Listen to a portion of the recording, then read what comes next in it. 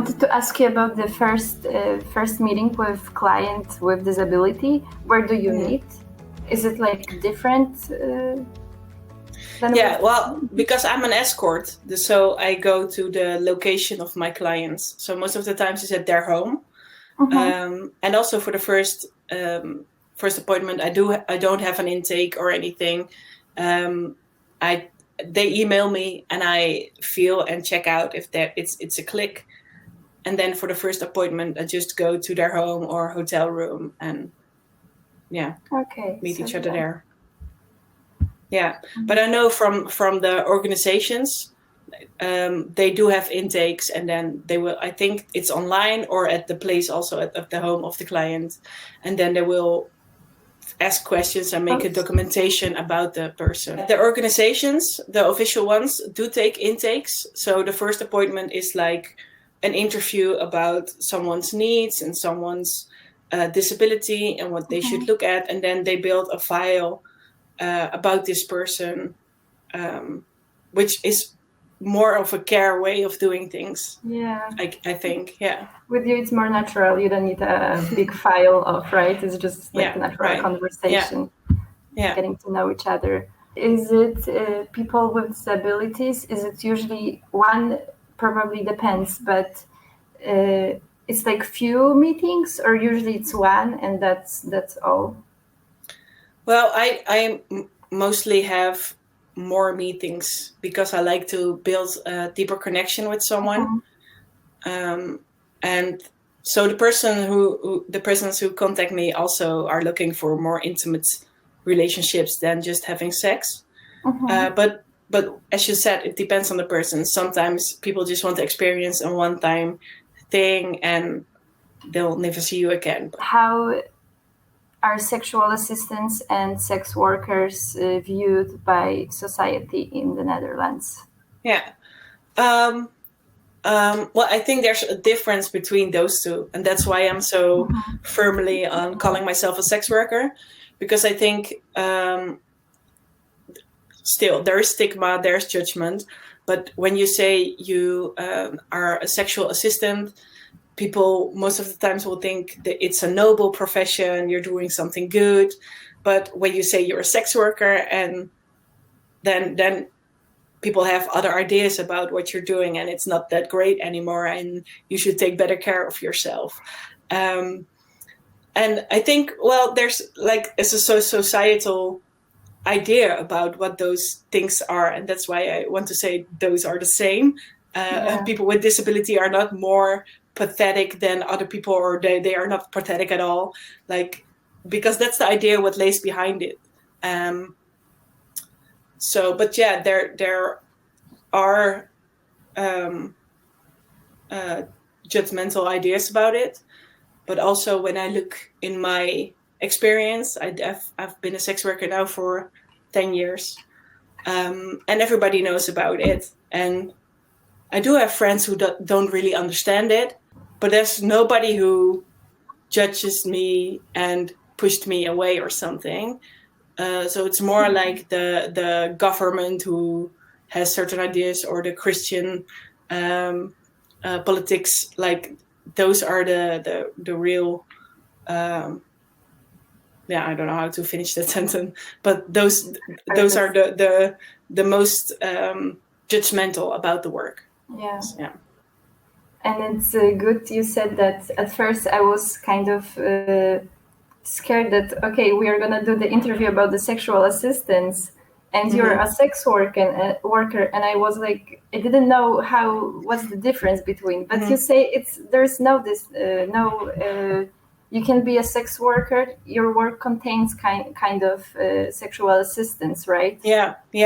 So yeah, it's the way I do my work, I guess. But there's so I'm very prone on this because I read way back. I read an interview with sexual assistants who said, "Well, no, I'm not a prostitute because I care for my clients and I don't do it just for the money." And I was like, me too. Yeah, that's so mean of you. And I don't judge her. I get where the idea comes from, because there is a lot of stigma on sex work, so you don't want to identify yourself with that. So you want to keep it away from you. I get that, but it doesn't serve us. And also, like, the if you have entertaining sex work that's not care, that's also a thing that people with a disability would like. Like, they also like SM or BDSM, and they also like porn, and they also have fantasies. It's not like, just cuddling. It depends on a person, right? Like, everyone. One person can like this, other this. Doesn't matter if you are on a wheelchair or right.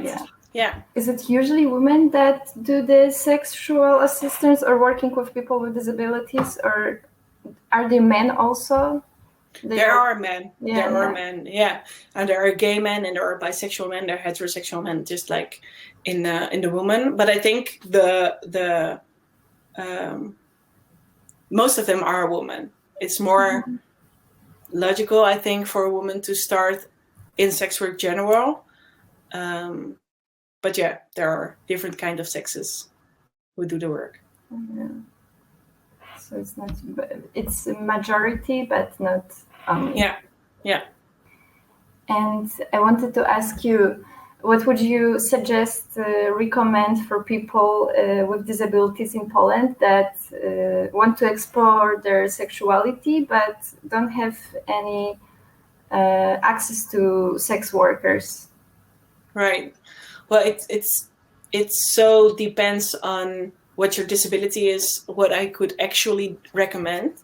But for starters, I don't know if you have them in Poland, but you have sexuological body workers, which is not the same as sex work, but they are like therapists who work with the body. A sexuological body worker also touches you, but you don't touch them back. But they can help you explore what kind of things you like.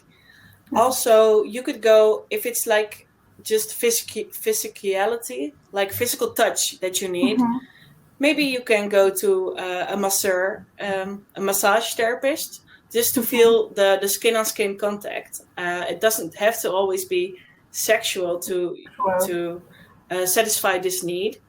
And also, if you're just starting to get to recognize these feelings in yourself, and you also want to explore what your sexual self is, then go look for different examples of people with a disability who show themselves in their sexual way, and look for people you can look up to or who can inspire you.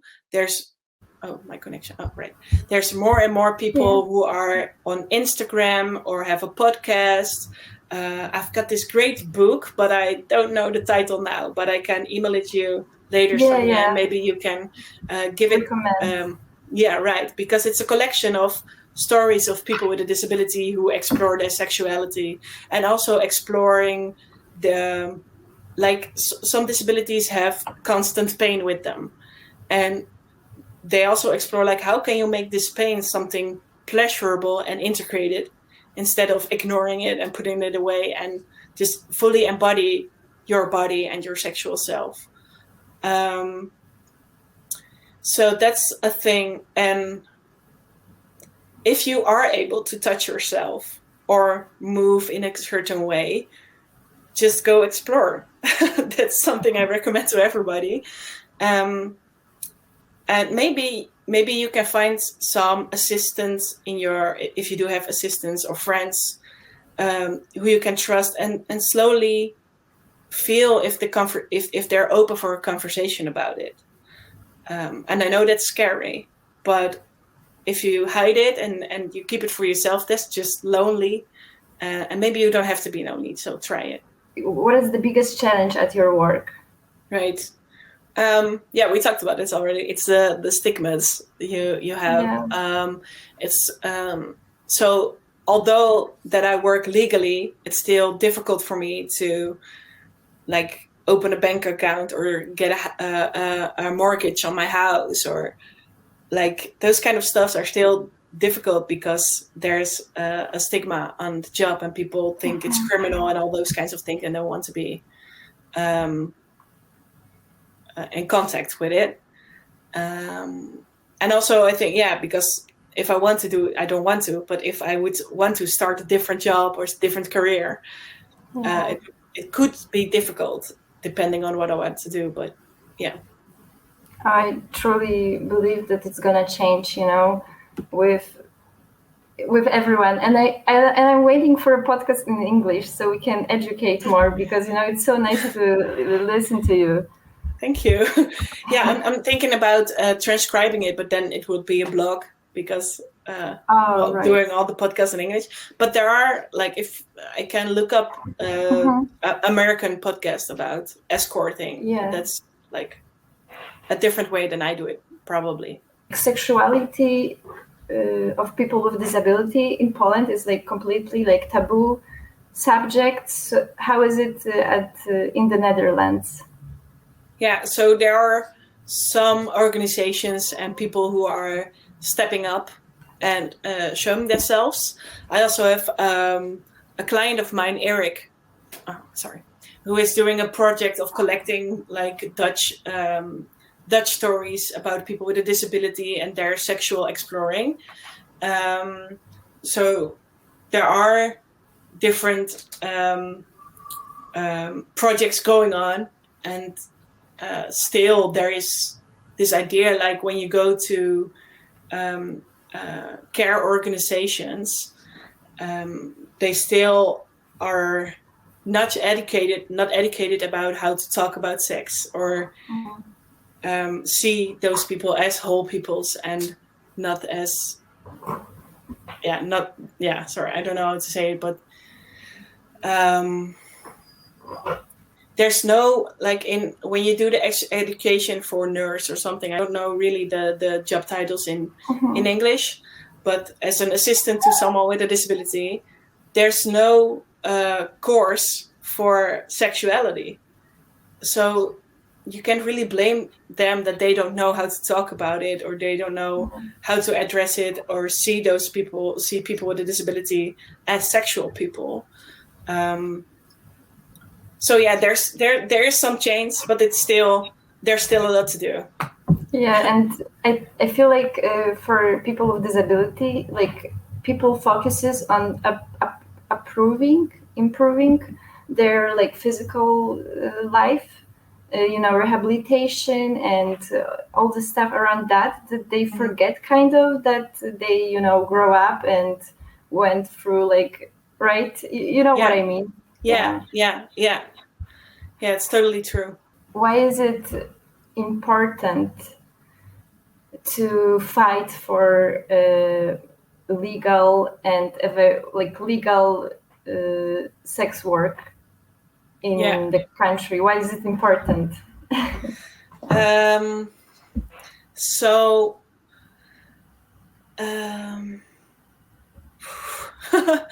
do you explain it in English?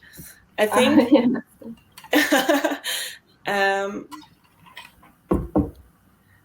so when you can do things in the light and out in the open, you can see how things are done. So you can judge if it is good or it is not good. So when things are hidden, you always have to guess if a provider is okay, if your client is okay. And I think by creating better working conditions for sex workers, so they can be open and proud, they will be more, they will give more information about how they give their services, and so clients do have more information before they have to find the service. And then why it's important to find the service. Well, we just had an whole talk about it, but it's just so it's an enormous part of our lives. Sexuality, you see it in all the movies and all the songs. It's you're not a complete person if you don't have that.